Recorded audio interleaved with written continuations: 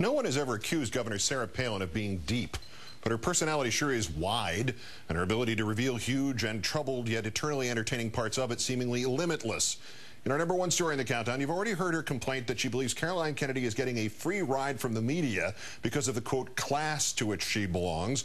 That was just the start of the governor's latest self-immolation, supporting the contention of right-wing propaganda producer John Ziegler that elite media bias kept the governor and Senator McCain out of their rightful positions in the White House. It began with the blogosphere and it ended with me. But there was one continuous thread.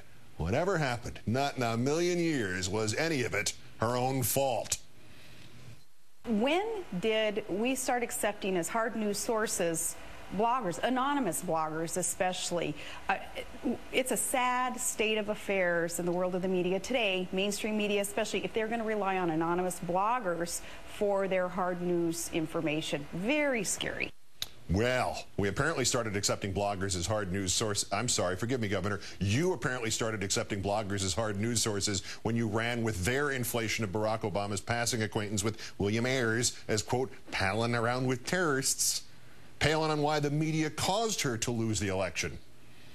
So, you know, I have the same question that perhaps you do and others who would participate in this documentary, even trying to figure out, is it political? Is it sexism? What is it that drives someone to believe the worst and perpetuate the worst in terms of gossip, lies?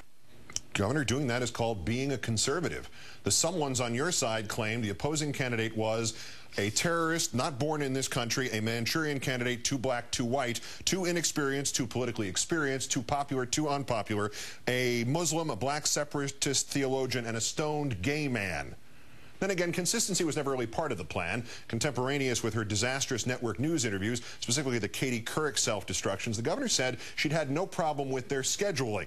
Then it leaked out that she blamed John McCain's people for forcing her to do those interviews. Then she denied she'd said anything of the kind and blamed the media for lying about her blaming the media.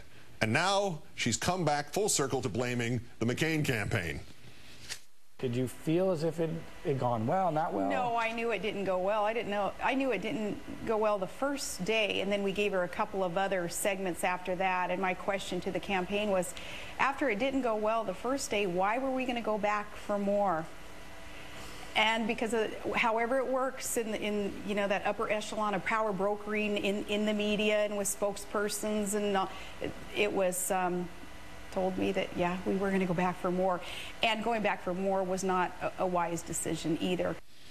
And the governor coming across as somebody who couldn't pass 6th grade social studies, that was the campaign's fault, and Katie Couric's, and how her answers were altered to make her look bad, even though she actually admits she never actually watched the final version CBS aired. I never saw the interview after Katie edited it, they spliced it together, did whatever they did, and then aired it. Never saw how it came across, but my understanding is so many other topics that were brought up certainly weren't portrayed as accurately, perhaps, as they could have, should have been. To paraphrase the governor, when did we start accepting as hard news sources your understanding?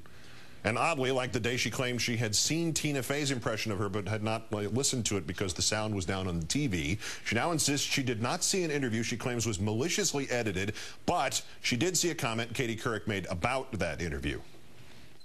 Even in the post-election interviews, Dave, that she's done, nobody's really asked her, why didn't you answer that question? Because, Katie, you're not the center of everybody's universe. Maybe that's why they didn't think to ask that question amongst so many other things to be asked. Well, true, like why the governor couldn't think of the name of just one Supreme Court decision besides Roe v. Wade. The big news, though, here, the governor finally answered the question about news sources, not about Supreme Court verdicts, trimmed it from all of them to somewhere between 4 and 10. And it only took her 3 months and 9 days to do it.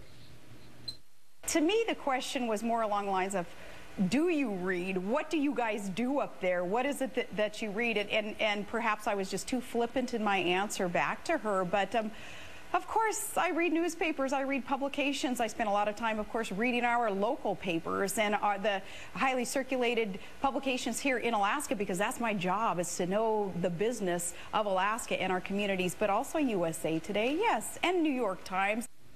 The marvelous, endless supply of self-pity and anybody but self-blame is not focused on Couric alone. Remembering that during her appearance on Saturday Night Live, Governor Palin or somebody decided she should not say the self-deprecating line written for her, "I do like her impression of me." Listen to how the pity and the blame are mixed with a new chaser, jealousy. Oh, job security is important in my agenda here in the state. I'm just helping those outside of my state also keep their jobs secure. But yeah, I did see that Tina Fey was named Entertainer of the Year, and Katie Couric's ratings have risen. And I know that a lot of people are capitalizing on, I don't know, I think some perhaps exploiting that was done via me, my family, my administration. That's a little bit perplexing. It also says a great deal, though, about our society. A society which evidently appears to the governor through something akin to beer goggles. It hates her because she's a woman, she's an Alaskan, she's of a, by her own terms, lower class than Caroline Kennedy. But all would have been forgiven by the media, she says, if only one thing had changed: if she'd run on the other ticket.